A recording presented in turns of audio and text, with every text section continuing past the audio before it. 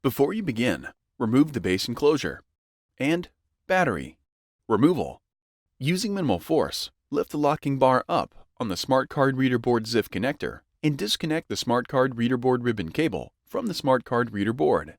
Using minimal force, lift the locking bar up on the Touchpad Board ZIF connector and disconnect the Touchpad Board ribbon cable from the Smart Card Reader Board. Remove the three 2.5mm P1 Phillips head screws that secure the Smart Card Reader Board to the top cover.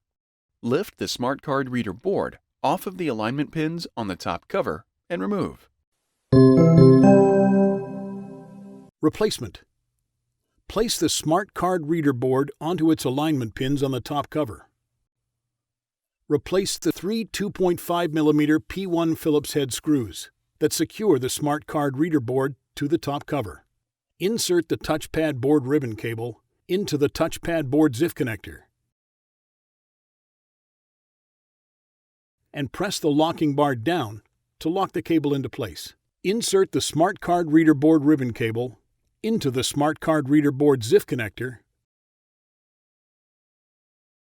and press the locking bar down to lock the cable into place.